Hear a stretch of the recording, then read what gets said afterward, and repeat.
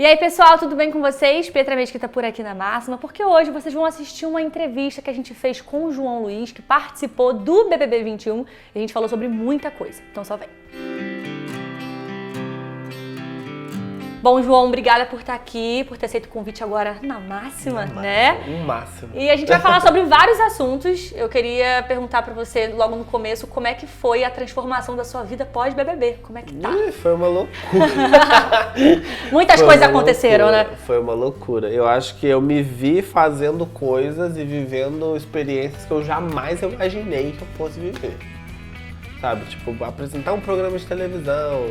Trabalhar na comunicação. Trabalhar com comunicação, lidar com câmera. Porque eu lidei com câmera na época da pandemia, quando eu... Tinha que dar aula. Dar aula online. E aí eu comprei um ring light, uma iluminação parecida com essa. Sobre, né, gente? E eu falei, vou pelo menos aparecer bonito. Maravilhoso. E aí era o meu único contato com essas coisas. E aí me ver fazendo, né, trabalhando dessa nova forma, mas também podendo, por exemplo, contribuir na transformação da minha família, das pessoas que estão comigo, isso é muito legal, né? Sim. E isso é muito interessante, assim. E é uma transformação absurda mesmo, assim. E esse processo foi complicado pra você? Porque, assim, você era uma pessoa anônima, você professor, dava aula, enfim, tava sempre na educação. Agora tá expandindo ainda mais, né, esse seu lado professor com educação. Mas você se tornou, da pessoa anônima, você foi pra uma pessoa super conhecida. E aí eu acho que é engraçado, porque eu entrei no programa desconhecido e vivi o programa como uma pessoa normal. Sim. Como vivo na minha vida. Sabe? Como se não tivesse, tipo, num programa que todo mundo tá assistindo. E aí eu saio do programa e, tipo assim, as pessoas querem tirar foto comigo, as pessoas querem me encontrar e tal. E aí isso é legal, né? Porque eu jamais imaginaria que eu fosse viver isso. Sim. E viver isso dessa forma. E aí, a lidar com isso foi um pouco estranho, assim, porque eu não sabia muito como me comportar. Tipo, eu via pessoas muito famosas, eu falava... Meu Deus, eu sou amiga dela agora. Sabe, tipo... Tipo, vou numa festa, gente, tá conversando comigo? Tipo, o prêmio Multishow que eu apresentei e entrevistei a Xuxa, tá ligado? Tudo bom. E aí, tipo assim... Aquela com o microfone aqui assim. Tipo, ela sabia meu nome, sabe? Entendeu? Que legal. Pessoas que eu admirava muito me conhecendo agora. E aí isso foi um pouco... Diferente, assim. Diferente. Foi muito bom, na real. Mas foi diferente, porque eu não sabia me comportar. Até hoje eu fiz até um tweet recentemente, assim, falando, gente, eu não sei me comportar na frente de famosos. Que eu fico Sendo assim... que você é um. E aí fica assim, oi, tudo bom? Oi. Sabe, tipo... É muito doido isso. Ainda é estranho, né? Depois de um ano. Mas agora eu já tô mais acostumado. Já tá mais assim. acostumado. Mas já. Qual é o lado da exposição que as pessoas não imaginam, assim? Eu acho que, às vezes, em alguns momentos, a quebra da minha privacidade. Eu acho que esse é o principal, né? assim, de tipo, acho que esse é o principal. Porque eu não... Ok, eu sou uma figura pública, então eu não ligo se eu estou num lugar público, eu encontro as pessoas e tal. Mas eu acho que, às vezes, por exemplo, eu já peguei numa outra casa que eu morava, as pessoas descobriram, meus vizinhos descobriram que eu morava em outro apartamento, que eu morava ali e todos os dias passavam na porta da minha casa. E aí outro dia, teve uma vez que a porta estava meio entreaberta, eu peguei uma pessoa assim, ó. Ai, gente, que horror! Aí eu falei, oi, tudo bom?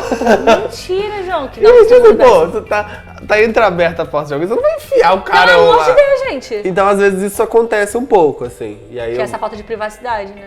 E logo depois eu me mudei desse apartamento, assim, agora tá tudo certo. Agora o endereço é aquela... Agora o endereço, ela sabe o meu endereço. Eu sei.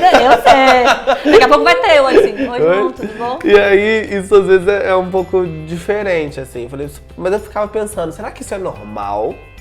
Será que é normal eu viver isso? Será que eu devo me acostumar? Será que eu devo me acostumar com isso? Mas eu acho que não, né? Não. Tipo assim, tô na minha casa e tal. Porque existe a sua vida, né, privada ali, com seu namorado e tudo mais, e a vida que você quer expor. Gente, pessoas como qualquer outra pessoa. Exato. Eu acordo todos os dias, faço meu próprio café da manhã, eu lavo. Não significa que uma pessoa estranha tem que entrar. Lavo o banheiro da minha casa, fico em casa todo troncho no sofá. Coloca a roupa de política, né? Sabe, tem aquela roupa rasgada, que a gente fica à vontade ali, como diz Bruna Marquezine. A gente tem direito de estar ali todo lado, de ficar feio. Direito de ficar feio, direito de fazer nada. Eu quero muito ter o poder, o direito de fazer nada, sabe? A pessoa me ligar e falar, o que você tá fazendo? Nada. Nada. Responder assim, nada, né? nada, nem televisão, nem música, nem nada. Só sentado, vivendo. Sim. Sabe? Sabe a dica que eu ia te dar? Fazer igual a Lina. Ficou sabendo do WhatsApp? Não. Ela... Botou a foto do Serasa. Menino, já coloca uma placa na casa, aqui já é Serasa, uma coisa assim, pra ninguém encostar ali. Colocar, cuidado. Cão bravo. Sabe, coisa... Cuidado, se passar o nome pra SPC, sei lá, alguma coisa assim, entendeu? O pessoal tem Nossa medo. Senhora. É uma dica, dica boa. Vou fazer isso, vou mudar hoje minha foto do Serasa. Agora, mudando um pouquinho de assunto, eu queria falar sobre a educação, né, na sua vida. Eu queria te perguntar quando que surgiu essa vontade de ser professor, de inspirar pessoas também. A gente falou sobre essa parte, né, de inspiração na entrevista com a Ana Caras. Sim. Mas como é que surgiu essa vontade de ser professor? Eu venho de uma família de professores, de professoras principalmente, minha mãe, minha tia, minhas primas. E aí eu sempre fui aquela criança que eu brincava de escolinha, sabe? De tipo, que no Natal ganhava lousa, quadrinho, pincel. Colocava as bonequinhas. E botava os bonequinhos pra brincar. Eu era essa criança, legal. assim.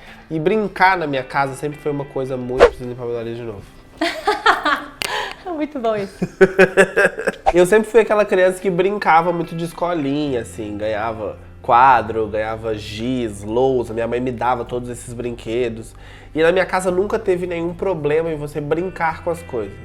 Então eu sempre podia brincar com o que eu quisesse brincar. Sim. Então, quero brincar de boneca, brinca de boneca. Eu gostava muito de brincar de cozinha, sabe? Aqueles brinquedos de cozinha, Sei. assim, que tinha panelinha e tal. Minha mãe me deu uma vez. Então nunca teve esse problema. Sempre foi algo muito bem resolvido dentro da minha casa. Bem livre, assim, né? Exatamente.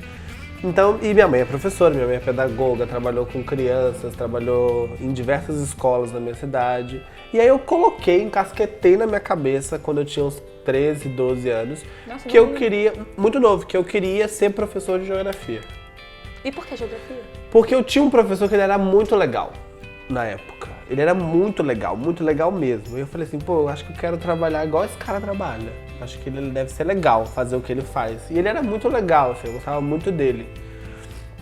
E aí eu falei, eu tenho esse professor, eu gosto de geografia, era a matéria que eu mais gostava na escola, e eu gosto de brincar de escolinha. E se eu juntar tudo isso? Acho que foi um pouco desse raciocínio que eu fiz. E aí eu falei, eu quero ser professor de geografia. E aí fui avançando a idade, chegou no ensino médio, aquela decisão do que vai fazer, não tinha dúvida nenhuma, cheguei no site, coloquei e falei, cara, tô bem decidido, né, do que eu tô fazendo. E aí adentrei, aí passei no vestibular tudo que eu fiz, sou uma pessoa inteligente. Não, pô, vou me achar, eu passei em todos que eu fiz. E aí Com certeza, tem que mostrar, gente.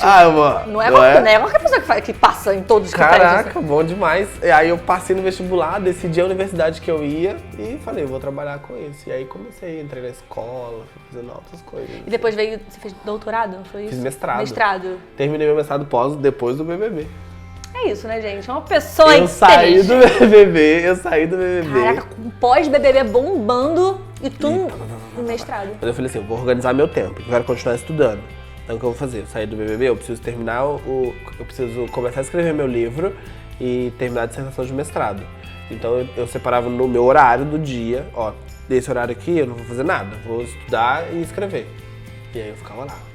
Normalmente era todas as manhãs, assim. Foco, né, que fala, né? Mas o mestrado eu já tava com ele bem adiantado, assim. Porque antes do programa eu já tava nesse processo de terminar. Então eu meio que finalizei ele agora. Entendi. Só foi ali, né, fechar, falar ponto final, acabou, agora tá tudo certo. Foi isso. Né? Mas você falou do livro também, né? A gente conversou um pouquinho na cara, Sim. mas a gente finge que não conversou.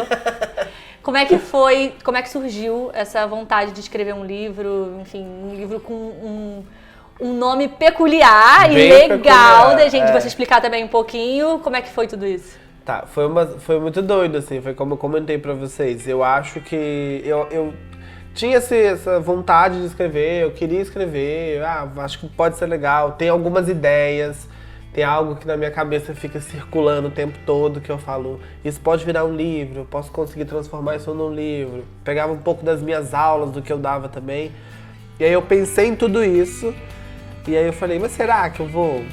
Como que eu vou fazer? Tipo assim, como que eu vou chegar até uma editora, apresentar essa ideia, e a editora vai gostar da minha ideia? Eu acho que era um pouco de autossabotagem minha também. E aí eu recebi o convite logo depois que eu saí do programa, eu falei, será que eu vou? Será que é pra mim? Será que eu vou conseguir? E aí deu tudo certo, assim. E aí escrevi o livro, e aí logo depois que eu saí do programa, a gente já conseguiu e já começou a desenhar o que seria o livro. Eu apresentei as minhas ideias, as ideias que eu tinha para os capítulos, para a editora. A gente começou a desenhar o que seria, como seria, quantas páginas, previsão de lançamento. Eu falei, ó, não quero correr, e se for escrever um livro, eu vou escrever. Eu vou escrever. Não quer ninguém... Né, cada palavra que tá ali vão ser palavras que eu vou identificar. As pessoas que me ajudavam eram as pessoas que liam o livro e falavam, olha, isso aqui eu não entendi. Que aí era um papel um pouco de leitor também. Sim. Ó, isso aqui eu não entendi, se você explicar melhor fica mais legal, arrumar pontuação e tal, mas eu queria que fosse um produto meu, no final das contas, sabe? E deu certo. E deu muito certo. E aí, quando eu terminei, foi muito confuso, porque eu terminei livro junto, terminando com mestrado, e aí na hora que acabou tudo, eu fiquei tipo assim... A mente aqui, ó. E agora eu tô um pouco mais assim... Vou esperar um pouco, vou estudar um pouco mais, acho que eu vou descansar. Quem agora. sabe um outro livro? Não, isso com certeza. Você tem vontade? Isso eu tenho muita vontade, assim de poder escrever um outro livro, escrever pra criança. Eu gosto muito de criança, escrever livros infantis, eu acho que são coisas... E também educacionais, no final das contas. E no final das contas que também vão ensinar essas coisas, assim. Top. E por que o nome do livro, como essa calopsita veio parar no Brasil? É um pouco de curiosidade, assim, porque eu tenho uma calopsita, que é uma calopsita que eu encontrei lá na rua. A gente tava... Cena de filme, gente. Cena de filme total, assim, carro parando, avenida correndo, passarinho, e corre, vai lá, pega ela. E aí eu encontrei ela na rua, e as calopsitas são animaizinhos que não são originalmente brasileiros, aí eu pensei, meu nariz está escorrendo. Olha, gente, voltei. E aí eu pensei assim, eu preciso transformar isso em algo curioso, algo que gere curiosidade, que vai impactar em alguma coisa. E aí eu falei, vou colocar isso no primeiro capítulo do livro e explicar o porquê que acontece. Porque tem muita coisa que a gente consome, que a gente vive no nosso dia a dia, que a gente acha que é originalmente brasileiro, mas na real não é, tipo assim. Não tem nada a ver e que veio e é uma espécie, por exemplo, que se adaptou muito bem aqui, ou que se adapta somente se criado em cativeiro, enfim. Então, foi nesse sentimento, assim, de tipo, preciso gerar essa curiosidade e aí vou colocar esse título. Entendi. E realmente é um título bem curioso, que a gente É tem bem vontade curioso, de realmente ler, comprar o livro. Agora, mudando até um pouquinho de assunto, você falou do seu namorado, né? Que ele que foi ali o responsável por quase matar a calopsita.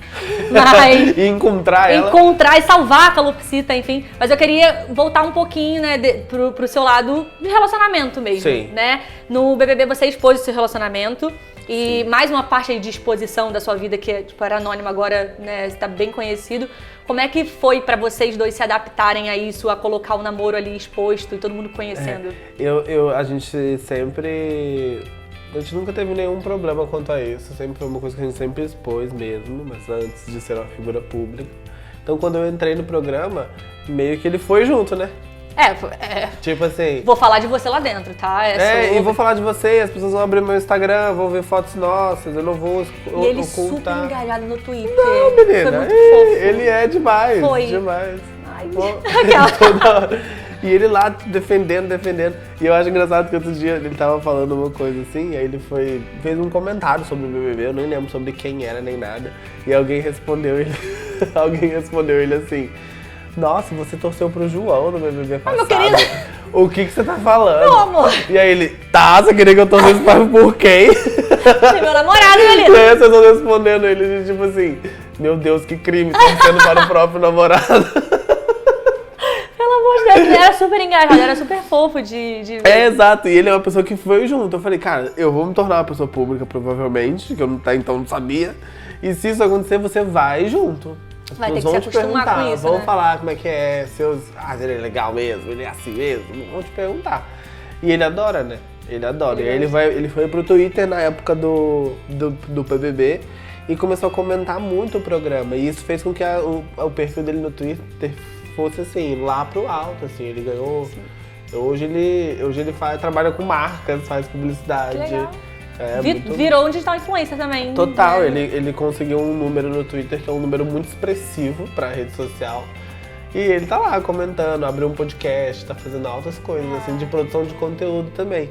E aí a gente se abraçou muito nisso, de se apoiar, sabe? Ele me apoiando, eu apoiando ele, as nossas famílias, que são famílias que são muito receptivas ao nosso relacionamento e ao que a gente, né, decidiu, pô, vamos morar junto, vamos viver isso. Eles apoiaram a gente desde o começo e isso foi muito importante, assim, pra gente conseguir estabelecer um relacionamento e continuar vivendo bem, saudável, tranquilos e tal. E o BBB, né, foi um programa que realmente ajudou também os dois no final das contas, Pô, né? Pra caramba. Foi benéfico pros dois. Agora, tem fã-clube do casal? Como é que funciona? O pessoal Tem. É legal. Assim.